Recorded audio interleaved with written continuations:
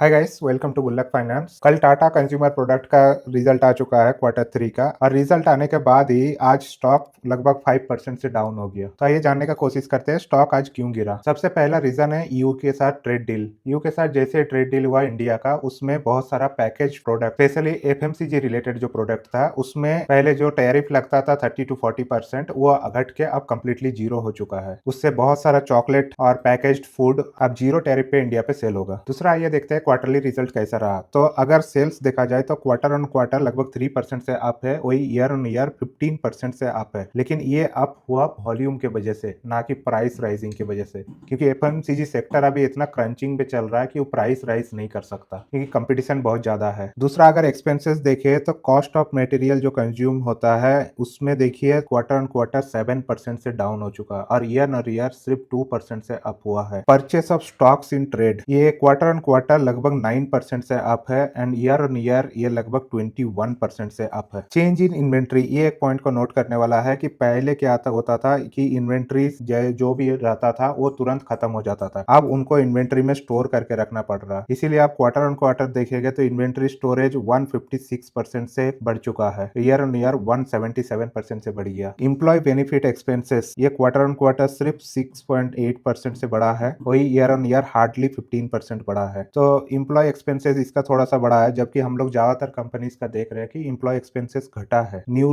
Labour code की वजह से, लेकिन इस कंपनी के साथ उल्टा हो रहा। इबिट्टा अगर देखा जाए तो लगभग क्वार्टर ऑन क्वार्टर 7.5% के आसपास इंक्रीज हुआ है, एंड ईयर ऑन ईयर 27% से इंक्रीज हुआ है। डिप्रिसिएशन, ये ऑब्वियसली एक फैक्ट्री सेंट्रिक कंपनी है, तो इसमें फैक्ट्री बहुत इंपॉर्टेंट पार्ट है। तो डिप्रिसिएशन इसका क्वार्टर ऑन क्वार्टर 4% से बढ़ा है, एंड ईयर ऑन ईयर 6% से डिप्रिसिएशन बढ़ा है। इंटरेस्ट घटा है, क्योंकि जब हम लोग इन्वेंट्री को स्टोर करके रख रहे हैं तो लोन लेके इन्वेंट्री बढ़ाने का क्या मतलब है, इसीलिए आप लोन पे इंटरेस्ट जो पे करते हैं उस पे अगर देखोगे तो क्वार्टर ऑन क्वार्टर लगभग 5% से घटा है, एंड ईयर ऑन ईयर 45% से घटा है। पीबीटी देखा जाए, प्रॉफिट बिफोर टैक्स, ये लगभग क्वार्टर ऑन क्वार्टर 7.5% से इंक्रीज हुआ है, एंड ईयर ऑन ईयर ये लगभग 38% से इंक्रीज हुआ है। प्रॉफिट आफ्टर टैक्स अगर देखा जाए after associate and joint venture के बाद हार्डली 1.45% से इंक्रीज हुआ है। ईयर ऑन ईयर ये लगभग 34% का इंक्रीज है, लेकिन क्वार्टर ऑन क्वार्टर ये बहुत कम है। यही मेन रीजन है कि स्टॉक को आज लगभग 5% से डाउन हो गया। ईपीएस अगर देखा जाए तो लास्ट क्वार्टर में जो 4 था वो घट के 3.88 है। अगर पिछला साल का सेम क्वार्टर का कंपेयर में देखा जाए तो